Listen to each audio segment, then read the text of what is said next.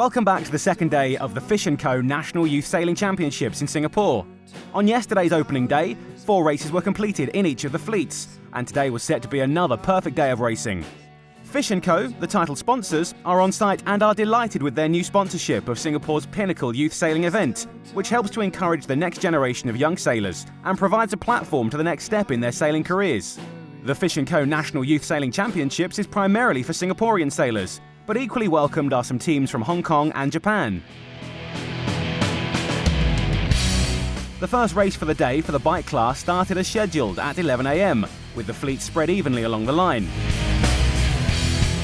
But the right-hand side soon became the favoured side, so the boats heading up the left-hand side of the upwind track soon tacked across to the right to find better breeze. A similar approach was taken downwind, with the teams choosing to jibe to port and again stay where the breeze was stronger and more consistent.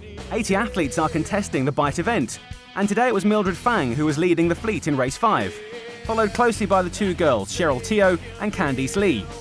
After the top 3 girls, the rest of the fleet were in a bit of a congestion going round the mark, really closely packed together, with several sailors really finding it difficult to get clear wind. At the same time, the windsurfing fleets, a mix of RSX and big techno racers, were starting their first race for the day. With the lighter winds forcing the racers to pump their sails to get their boards moving, it was a real test of athletic ability when having to do it for a whole race. Over in Racing Area A, the laser fleets were in the middle of their second downwind leg.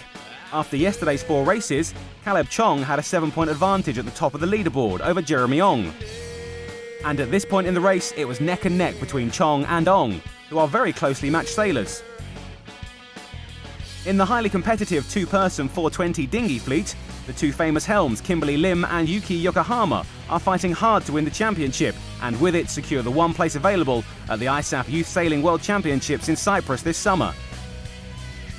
Both helms have World Championship titles to their credit, and both helms are focused on their mission.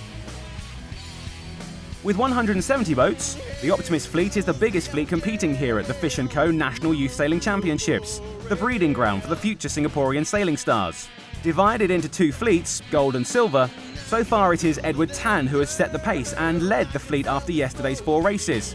Tan did not put in the performance he had planned at last year's Optimist Worlds in Santo Domingo, and is now intent on proving his ability here at the next Optimist World Championship. Even though we're only on the second day of the Fish & Co National Youth Sailing Championships here in Singapore, the leaders are already starting to show.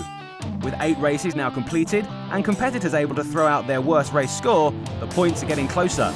The more races that are held, the more the results show the best sailors who are able to perform across the range of weather conditions on each day. And more races reduce the luck factor, which can happen when only a few races are held. So far here in Singapore, the wind has been stable during racing, with light wind in the morning and then increasing later in the day, really giving the opportunity to test sailors and for all body weights to race in their preferred conditions. Believing in the spirit of adventure, title sponsor Fish & Co are aligning their restaurant's innovative dining experience with their passion for competitive sports and the values of sailing. With 3 more race days to go at the Fish & Co National Youth Sailing Championships, there is a lot of race action still to happen. Stay tuned.